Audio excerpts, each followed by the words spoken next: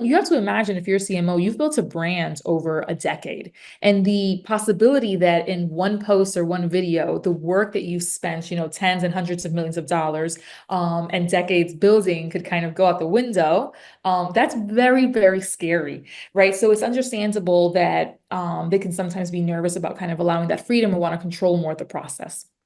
So I would say from the perspective of partnering with a media partner like TelevisaUnivison, you kind of get the best of both worlds. Because one, we're going to find the perfect creator for the campaign. We consume their content. We look through everything. We know if when they take a risk or they do things in their voice, if that content resonates with your brand or not. We might find a creator who we think is fantastic, but some of their more their content when they're in their full voice and full freedom isn't a right fit for the brand. We'll look for someone else. So from the very beginning, you're starting off with creators who are going to fit not only the audience and the brands, but how the brand likes to activate. You are listening to Power Marketing with Kevin Lee. Kevin and his agency Did It have helped thousands of businesses win through superior marketing, as have his books, articles, speaking engagements, and the eMarketing Association Power Marketing podcasts. Here's Kevin. I'm Kevin Lee with the eMarketing Association. I also run an agency, a brand, and a nonprofit. Super excited to be chatting with Maria del Pilar Casal, who is the Vice President of Partner Solutions at TelevisaUnivison. And that title doesn't necessarily say a whole lot about what you do. So let's start out with what exactly that role covers at TelevisaUnivison. Yes, thank you, Kevin. Thank you, first of all, for having me. And then, ironically, on the title, we actually have updated our Okay, title. great. So it might be a little bit more clear now. But at TelevisaUnivison, we have an in-house creative marketing studio that we call Asi Studios. In Spanish, if you ask someone how to do something or how to make something, you would say así, which translates to like this or just like this. And so we named our studios Asi Studios because it's really our capability in-house that tells advertisers how to advertise to Latinos. And so my role on that team is to solution for partners, hence our prior name. But that's essentially creating solutions that use brands' advertising dollars to reach the Latino consumer. So I focus specifically on a few key categories. I have beauty, CPG, household, tech, telecom, auto, and a few others. But I have we each have our areas of expertise, and so mine are those. Great, great. So that type of branded content that you're creating, sort of almost in partnership with your advertisers, is Yes. that exclusively on-air talent or a hybrid of on-air talent and influencers within the community? Yeah, so we really look at it as a creator offering. And I think creators and influencers can come from a variety of places and show up in a variety of different ways. We have on-air talent that our audience has known forever. Like I think if you talk to people about the connection they have with the Televisa Univision and Univision here in the States, their connection to the brand, and it's deeply personal. And it goes very far back to when they were young. So our on-air talent is very connected to the community. They're also highly social. And so it is a combination. We have on-air talent. We have in each of the different markets, we have local radio DJs, we have creators from the social platforms. And so we look at our talent as just kind of a combination of all those different sources of talent and kind of, the new celebrities. Right, right. So how has branded content changed over the years? Because it used to be it was 100% the on-air talent, and as you mentioned now, creator is a more holistic term and could include a whole bunch of different folks. And in one way, I think the creators bring themselves, but they also bring their audience, which is unusual, right? So it's not purely the broadcast audience that might be engaging. Yeah, no, that's correct. And so I think we've seen branded content evolve as consumers' media consumption has evolved, right? So there are folks for who linear television is still a big component of their day, other consumers who spend a lot of that time on social media, others who are more on streaming. And so I think branded content has had to evolve with that. Each of those platforms and spaces have a particular way of communicating and have particular content styles that work really well. And particular content content styles that consumers are expecting when they see something on a big screen or on their phone. And so branded content has had to evolve with that and really, I think, start to focus first and foremost on the organic story at the heart of it all, and then know how to develop that story into various formats and really tailor the actual execution of that story to the platform on which it's living. I think, here at TelevisaUnivison, we really, I think, are disrupting the what was kind of a traditional model because we do bring creators into our ecosystem. And so to your point, there's the content they create for their audience, and then there's a broader content we create together that can live everywhere, and reach even broader audiences than they have on their own. Brings me to my next question, which is really about once you create those assets, they obviously get distributed and syndicated out, and the brand obviously wants the greatest impact. So, how do you guys decide, where and how to distribute the content the assets that you create? Yeah, I think that's the great thing about when you have a partner that's a media powerhouse like TelevisaUnivision. So obviously a brand knows when they're speaking to a consumer, where they want to reach them, but when they're reaching consumers they haven't been able to get to, for example, when they want to have a targeted focus on Latino consumers, having a partner that understands their consumption habits and where they're existing is really important. And so for us, we don't see it as just one platform or the other. We look at it really as a holistic strategy, right? So there's solutions that we'll develop to reach a particular consumer where maybe it's heavier on social. Other ones where we see a social opportunity, but we really think it needs to tie back to an IP, like a big tentpole or a big cultural moment. And we'll bring, the linear there. We also have our streaming and our radio and our, even our websites and newsletters. So it's really about creating kind of the just right media mix for that particular consumer, for that target, for that demo, and also for the KPI that the brand wants to reach, right? I think all the platforms working together do a really good job of moving the consumer along the funnel, but no one platform really kind of owns that entire journey, just because we know obviously that funnel has changed and inspiration and shopping is happening in many places at once. Right, right. But I would imagine with the independent creators in particular, they may have different platforms that one versus the other are big on, right? So some of them may be big TikTokers, others are big YouTubers. And does it really matter to you guys as you think through the strategy, which of those platforms the independent creators are big on? Yeah, so I think when you're working with, let's say, as a brand on your own with a creator, you might be looking closely at what platform they're big on, and you want to be there because you're solely focused on their audience. When we put branded content campaigns together, we're bringing the creator into a broader media strategy and scaling, right? Going beyond just their audience.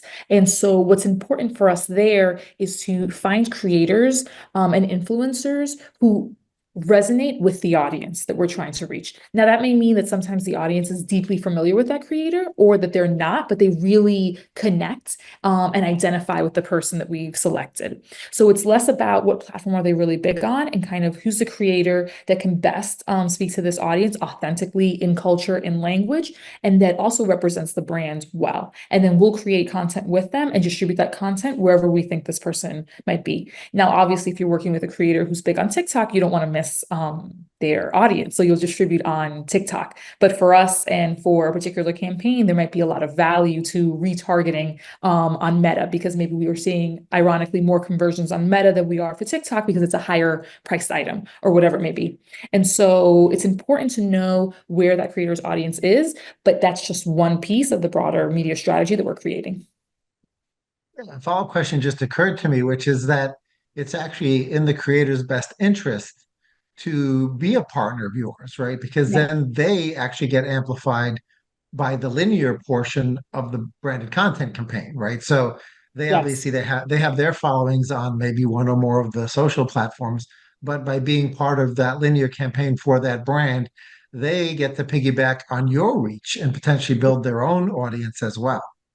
Yeah, and we've seen that when we approach creators, they are excited to collaborate with us. One, because they're big fans of the brand. I think, Univision has that distinction, unlike other media companies, where the actual like network brand itself has a very big relationship with the audience and means something more than just, oh, that place, that I tune on to my television. We're like actually, at the center of each community. But it's interesting that you mentioned that because we do find that they're excited to collaborate with us for that reason, but also because, how a branded content campaign will work, we're also investing heavily on the paid media that is distributing the content on social platforms. And that creator may be on that platform, but that's added exposure that they're not investing their own money into, right? That gives them that added exposure. And then to your point, you add to that that now you're on our morning show. Maybe we put you on our, number one syndicated show across the country on radio. And then, maybe you go to Latin Grammys with us. And so now you're also getting access to physical spaces where other celebrities and kind of, big industry decisions are being made that it's really exciting and you might not have access to previously.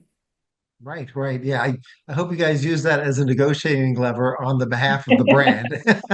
I think we have a team internally here dedicated to reaching out to creators, establishing those relationships and negotiating. And yeah, hopefully they're using that. We also want to, I think, drive that kind of fair medium between having a good bargain and also compensating the creators for all their hard work.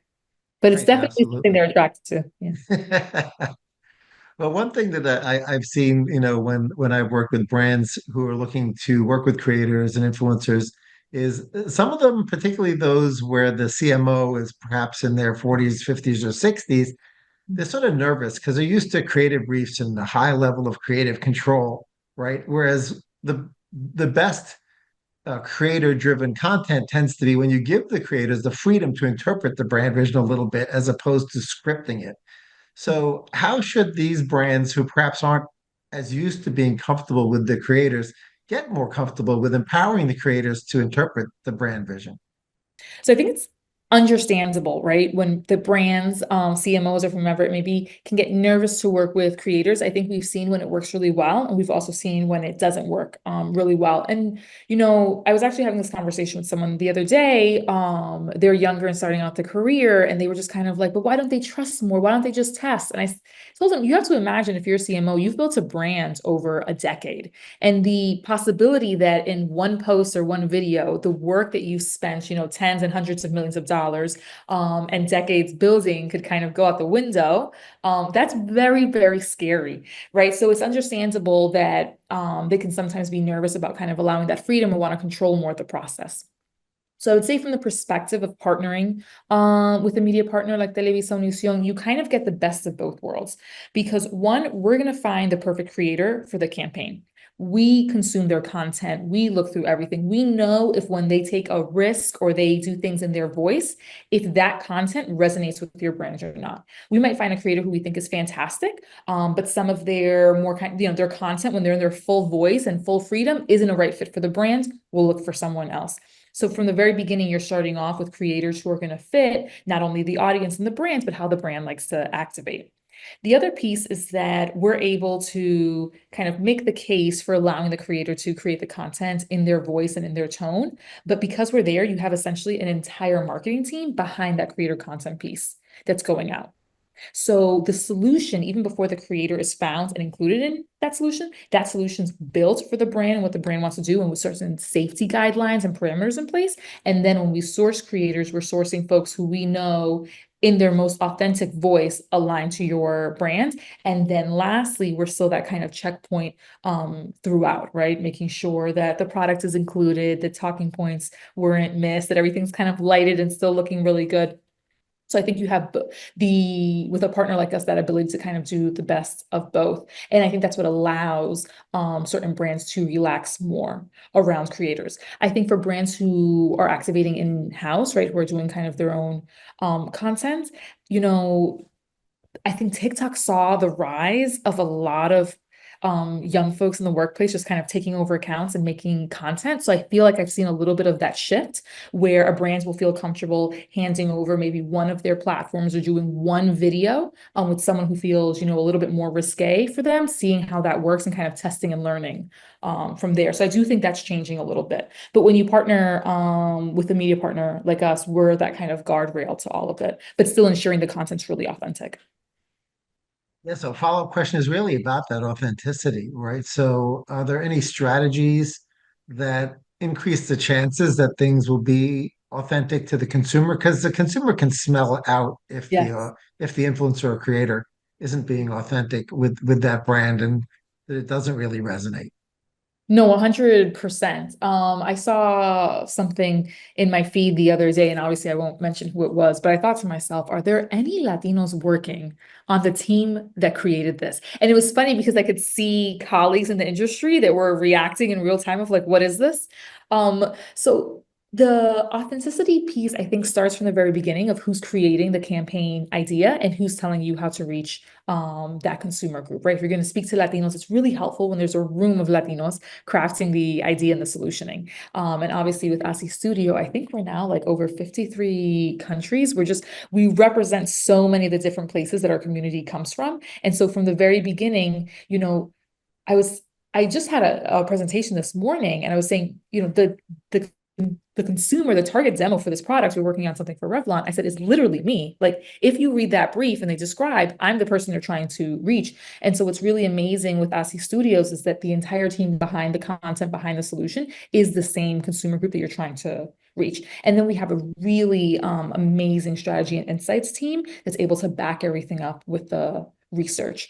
So when you're coming from a place that's deeply researched, that has deep insights, crafted and executed by people who come from the places where your target consumer comes from, you inherently and naturally, I think, ends up in a really authentic place. And then, of course, we're selecting what creators we work with and who we feature in the content, and we're consuming their content. So we already have kind of like, many folks that we follow and think they're fantastic, and we're like, we should include them in a campaign. Because to your point, it's really apparent when someone's aware of something and speaking from the heart and truly and from a place of knowing and lived experience versus someone who's trying to kind of approximate it. Yeah, a follow-up question to that is, obviously, some marketers may think of the Latino and Hispanic community as homogeneous, as in, oh yeah, that's the one big community. But of course, depending on the country of origin and depending on what generation they are Yeah. here in the States, there really are a lot of subcategories. I mean, certainly between Colombia and Mexico and Puerto Rico, which isn't even, it's Yeah. technically part of the United States, but have, Spanish first or equal Spanish English, right? So those are all independent cultures. So do you discuss with the brands like whether there are subsegments that they want to heavy up into and change the creative that you recommend, the creators that you recommend as a result of that? Yeah, that's a great question. So, and we talk about this often. I will tell you, you could even, let's say, and I am born and raised in New York in the Bronx. My mother's from Puerto Rico, my dad's from Argentina. But I will tell you that the Puerto Rican community in New York is so wildly different to me from the Puerto Rican community in Miami, which I've come to know through my work. And so I tell people it's, the countries that folks are coming from, but also where regionally they're located in the US can be really impactful and have, different words, different terminology, different like costumbres, right? Different traditions. We really find though that it's within all of the complexity and individuality of each group, there's still core truths, core values that are true across all communities because we do have that kind of shared lived experience. And so to your point, there are times where we will have that focus, particularly if we do regional or local campaigns. So if we're doing a campaign across the country, we might look at kind of what are the key backgrounds or key ethnic groups that we want to or nationalities, pardon, that we want to reach and think about the creators that we bring in, right? That they have a strong US following, that they be able to create content that speaks to those particular countries or culture. And then of course, on our end, you can't target for country of origin or anything or like race or anything like that on the social media platforms, but we've built up so many proprietary audiences from just being on social media for so long and, engaging with these different groups. So we're also able to tap into that to make sure that we're actually reaching Latinos in the US versus like if you go to Meta and you're just kind of like, oh, they like Bad Bunny and, tacos. It's like everyone loves Bad Bunny and tacos. That could be, it's like, that doesn't mean they're Hispanic, that doesn't mean they're Latino. But yeah, so we do consider that. The national campaigns will typically have a broader reach, and then local and regional campaigns will make it really specific down to country of origin. Great. Are there any fun stories about how a brand had a sort of unexpectedly huge success due to a collaboration between yourselves and the creator? Yeah, so I was thinking of what campaign I wanted to share, and we're actually in conversations again for this year. So we did a campaign with Ally Bank, their fintech company. They have the applications and all of that. There was a creator in the music space and this idea that we had just kind of in our marketing minds and marketing hearts for a while. We had met this creator, DJ Wavy, and she was just doing such a beautiful job of using her DJing to really express both all of her unique truths as a Latina and her parents coming from other countries, as well as kind of what it means to grow up in this country, born here and living here, and that bicultural kind of dualism. And so someone on our creative team had met with her and said, we have to do a campaign. This person's fantastic. And when we got the brief for Ally, it was so much about empowering the community, empowering these stories, showing, how we could work together to move folks and communities forward. And it was just that perfect synergy when you have a brief that just is like perfectly married to this idea that's been in your marketing heart forever and you want to tell the story. And so we did that together, and we actually had it ladder to our Latin Grammy Award show in November. And this campaign was for last year, and last year it was in Sevilla, Spain. And so the ability to take someone, a creator who just has this beautiful story, is making beautiful music, but to put her in a space that she didn't think she'd ever be, on the red carpet of the Latin Grammys was really, really phenomenal. And for the brand to be such an organic and authentic part of that journey was just amazing. It was wonderful because the creator kept posting after, and her community was so happy for her, to see her in this really special place. And I think when that happens, it's just kind of really fantastic because in so many ways, and that creator would tell you, Ally really changed her life in that moment and gave her access to something she never would have been able to do at that point before, right? She's immensely talented. She'll reach all the amazing places at some point, but they really kind of supercharged her and put her in this fantastic place. So that was probably the most fun and the most touching. To me, it's still one of my favorite campaigns. And like anytime that I can use someone's advertising dollars to both reach consumers, but also really make an impact is kind of the perfect formula, I think, in multicultural marketing. It makes the work you do feel so purposeful. Yeah, what I really like about that story is it's really like a four-way win, right? Because you guys won as an organization, the creator won, the advertiser was happy, and then so was the creator, like and the consumer, everybody Yeah. won from that experience, from that creation. How do you see the creation of branded content and creators and the editorial ecosystem changing over the next year?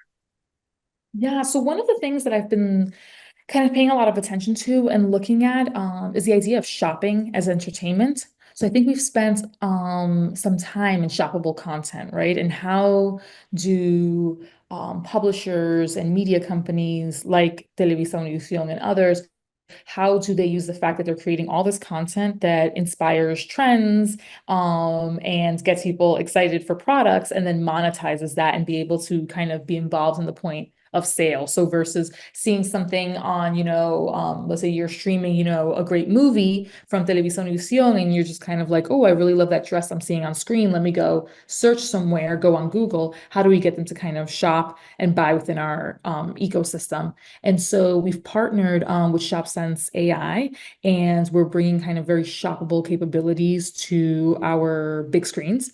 As well as on mobile, but the ability on the big screen to use a lens and basically snap and scan anything that you're seeing on your screen and be served retailer suggestions on items that you can buy. So that's a place that we've been kind of investing more in and spending more time. I see that continuing to evolve.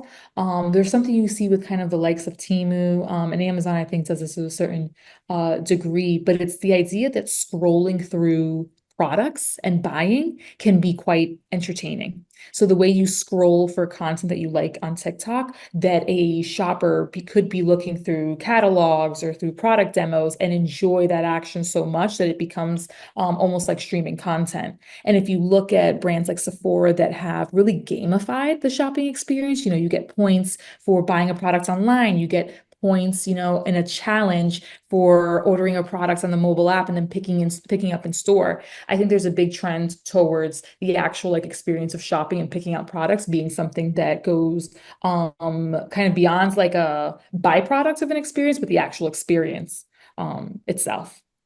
I noticed this, so I did a little challenge for myself to see, just get off of social media for a little bit. And I'll say, just because since this is the field I work in, I spend 95% of my day in it. So I did a little challenge. I was like, okay, I'm gonna get off of social media. And I have the Zara app on my phone, and my shopping went through the roof. And I was like, I think I'm scrolling through their app and just like collecting little items as if I were almost playing a game or liking content.